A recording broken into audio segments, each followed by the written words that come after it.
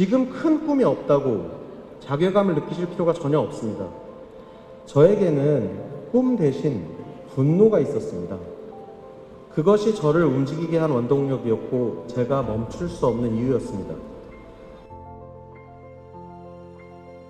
저는 1980년대 말에 고등학교를 다녔는데 그때는 공부를 조금 한다 치면은 다 법대를 가는 게 당연하게 여겨지던 시절이었습니다.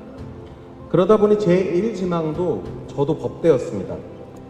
법학에 대한 열망 같은 게 있었던 건 아닙니다. 사실 그때의 저는 어떤 열정도 꿈도 없었던 것 같습니다. 그냥 다른 사람들이 만들어 놓은 목표와 성공의 기준, 그런 거에 별 자의식 없이 흔들렸던 것 같습니다. 하지만 학력고사는 다가오고 점수는 계속 아슬아슬한 상황이면서 재수를 각오하고 법대를 쓰느냐, 법대를 포기하고 안전하게 서울대를 가느냐의 갈림길에 놓이게 됐습니다. 저는 후자를 선택했습니다. 그래서 다른 과들을 뒤지다가 미학과라는 과를 발견했습니다. 놀라운 건 미학과가 저랑 너무 잘 맞았다는 겁니다. 뭘 하는 학문인지도 모르고 그냥 들어온 건데 수업들이 너무 재밌는 겁니다. 미학과의 수업이 너무 재밌어서 중학교 때부터 해오던 음악도 다 뒷전으로 미루고 음악을 직업으로 하겠다는 생각 같은 거는 완전히 잊게 됐습니다. 그러던 제가 어떻게 음악 프로듀스가 됐을까요? 사실 잘 기억이 안 납니다. 많은 분들께서 서울대생이 음악을 직업으로 삼기까지는 어떤 대단한 에피소드나 굉장한 결단이 있었을 거다 이런 추측을 하는데 사실 아무리 돌이켜봐도 그런 결정적인 순간은 없었습니다. 그냥 흘러가다 보니까 어느새 음악을 하고 있었다. 이게 가장 적절한 표현 같습니다. 생각보다 굉장히 허무하죠? 저는 그렇게 허무하게 뭐가 홀린 것처럼 음악을 시작했습니다. 1997년에 직업 프로듀서의 길에 들어서서 박진영 씨와 함께 JYP라는 회사를 설립하고 그 후에는 독립해서 지금은 빅히트 엔터테인먼트의 대표이자 프로듀서로 살고 있습니다.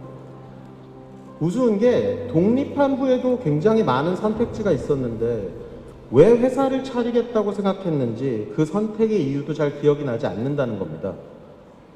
서두부터 제 얘기를 이렇게 길게 한 이유는 제 인생에서 있었던 중요한 결정들, 훗날에 보면 굉장히 의미심장해 보이는 순간들이 사실은 별 의미가 없었다는 것, 때로는 왜 그런 선택을 했는지 이유조차 기억이 나지 않는다는 말씀을 드리고 싶어서입니다. 저는 사실 큰 그림을 그리는 야망가도 아니고 원대한 꿈을 꾸는 사람도 아닙니다. 좀 더 정확히 말하면 구체적인 꿈 자체가 없습니다. 그러다 보니 매번의 선택은 그때그때 제가 하고 싶은 것들에 따라서 선택했던 것 같습니다. 성공 뒤에는 분명히 원대한 꿈이 있거나 방시혁이 엄청난 야심가여서 큰 미래를 그려놓고 이를 차곡차곡 실현해가는 거라고 생각하셨을지도 모르겠습니다. 그런데 제가 야심은 둘째치고 꿈도 없는 사람이라고 하니 이게 무슨 말인가 싶으실 겁니다. 여러분, 저는 꿈은 없지만 불만은 엄청 많은 사람입니다. 오늘의 저와 빅히트가 있기까지 제가 걸어온 길을 되돌아보면 분명하게 떠오르는 이미지는 불만 많은 사람입니다.